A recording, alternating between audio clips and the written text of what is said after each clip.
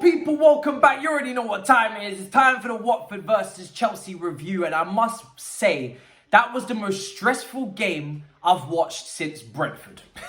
Not too long ago, but I must say that was extremely stressful. We were conceding, chicken seasoned chances, as I said on the watch along. Not undercooked, not overcooked, just right. It was like Goldilocks from the death. It was mad. The chances we were conceding were so high quality, it was Liverpool-esque. So many shots on goal, so much madness, but we still managed to eventually get out of that hellhole with a win. Flashbacks to Stoke away, Wigan away, all of these rugby stadiums away, JJB, whatever you want to call it, back in the day. It was one of those ones. Watford away today was an absolute calam. It was wild. It was just disgusting, dirt, and disgraceful. Do you know what I'm saying? It was proper British football. Do you know what I'm saying?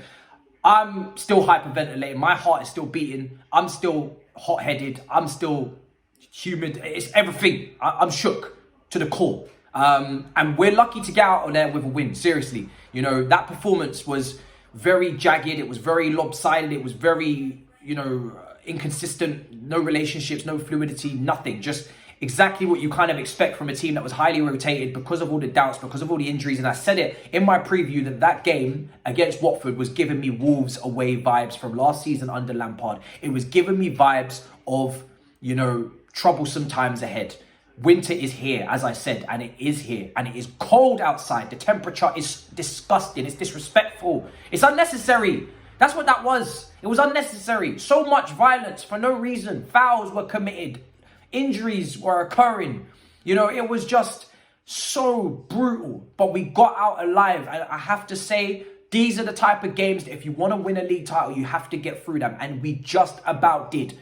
The game, we started off so poorly. The lineup went out. I had no complaints. We have injuries. We have to deal with them. I know the wing-backs weren't the most, athletic, enthusiastic options we could possibly conjure. But that is what we have, sir. So that is what we shall use. And, the defence is the defence.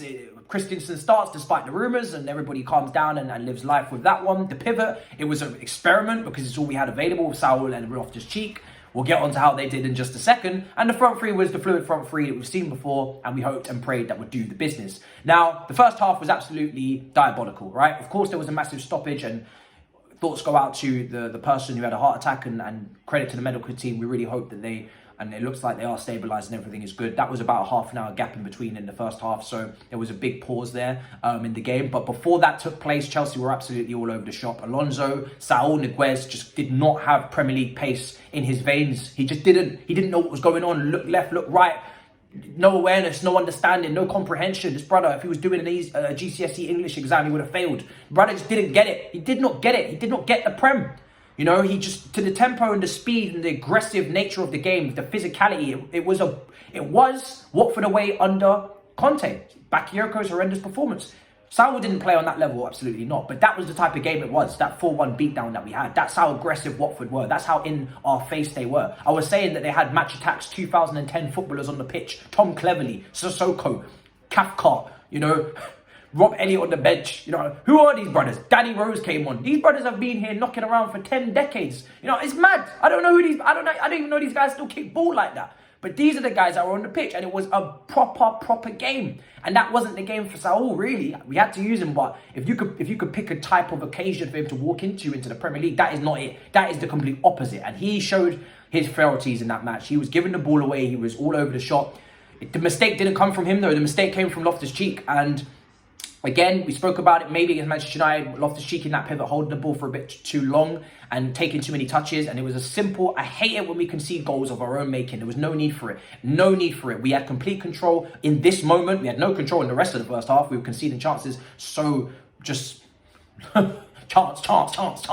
But this was a moment where we had control. Simple free kick on the halfway line, play it around the back into Loftus-Cheek. He takes that extra touch, tries to turn Sissoko, spun, dancing on ice, and suddenly now they're breaking forward. And Dennis, who was a menace, that rhymed, all match, he was causing problems. And he's the guy that went 1v1 versus Rudiger, little bit of a drop the shoulder, and then shot, hits off the knee and into the back of the net, and Chelsea concede. Now, of course, before that we did score. I'm all over the place. Don't expect this to be an order. Oh God, no.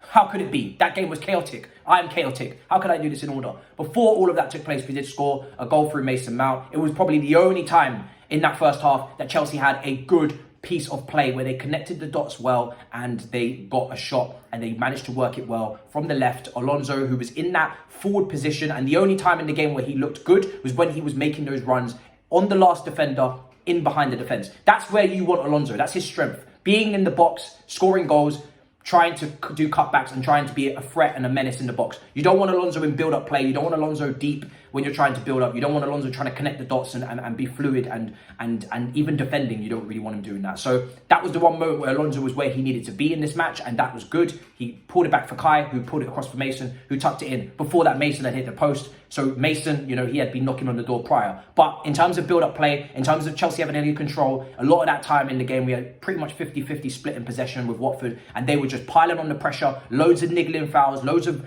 duels, loads of, just aggression, pent-up aggression. I don't know who offended Watford. I don't know if they have, they need to see a psychiatrist or what happened. I don't know who angered you, but you came into this game rattled.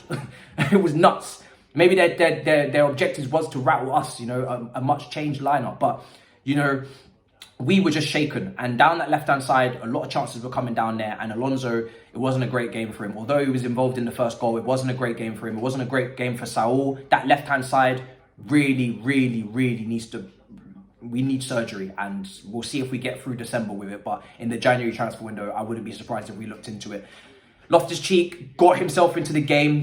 He was part of the reason as well, along with Saul, in that while we had no control in that first half. Again, no Jorginho. I said it before, when you take Jorginho out of this team, you do lose a bit of control. You do lose possession. I know he didn't showcase himself in glory against Manchester United with the mistake, but we had possession in that game. We had control. And when you take him out, you lack that. You sacrifice that. And we saw that in the first half. The wing-backs, no James, no Chilwell, and then the midfield, not the usual pairing. But, half-time comes, we're 1-1. We need to improve drastically. We do in the second half. We start to put our foot on the pedal. We start to exert ourselves. And we do get that second goal again. Assist from Mason and a goal from Ziyech. And that was when the substitutions came. And that's when, Tuchel just said, I need to make changes. He took off Saul. He took off who he needed to take off. He brought on Ziyech. He dropped Mason into the pivot. There was a little injury as well. And Trevor had to go in there. And then Trevor got injured as well. And Trevor had to come off. And then Mason had to drop into the pivot. So much just all over the place in midfield tonight. Just so many different combinations.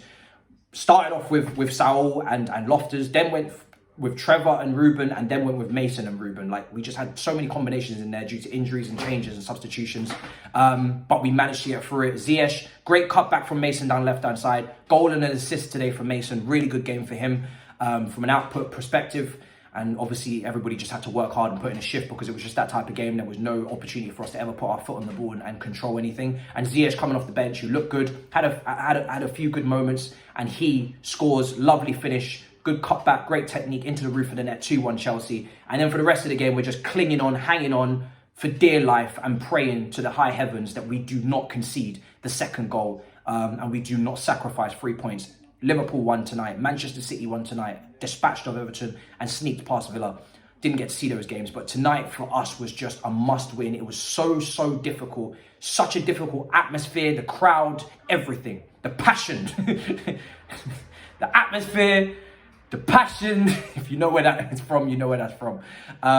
It was such a difficult game. And just to get through it with all of our trials and tribulations and all of our issues, and this obviously means that we need to sort ourselves out. We've got issues in our team, 100%. Our depth is not as great as we thought it was, or as great as we project it to be. We saw that in the Carabao Cup, where we went to penalties, and then we went to penalties again. So we know this team, backup-wise, is a little bit sketchy. But when push came to shove, this team just about got the job done. There was a moment as well where Mendy had to save with his feet in behind the defensive line, and he almost got injured himself as well. There's quite a few times where people nearly got injured. Pulisic was getting hacked down in the first half. Then they changed target, and it went, Ziyech, okay, you seem like the next victim. Then they started hacking him down. And honestly, I was so surprised we didn't pick up more injuries. I know Trev hobbled off. I'm surprised we didn't get any more injuries. It was just such a combative, physical game. The referee was letting things go, and it was just insane. But Mendy made a massive moment as a sweeper keeper to come and block that. He made a catalogue of saves in the first half as well. From Danny Rose, from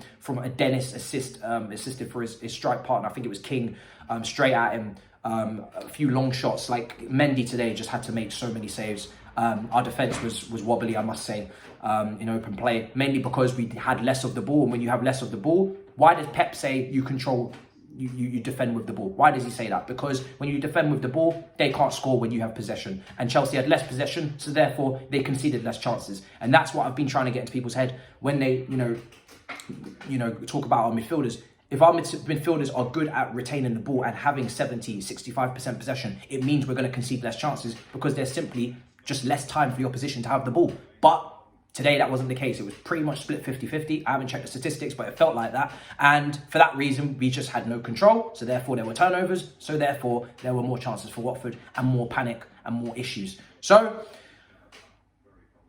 I'm tired. I'm stressed. And I have nothing more to say. Smash up the icons. Big up, massive praise for everybody that was on the watch along. You guys supported the shout out of that. Subscribe if you're new. We're nearly at 20k. I'm so... honestly, my body is really in a lot of pain.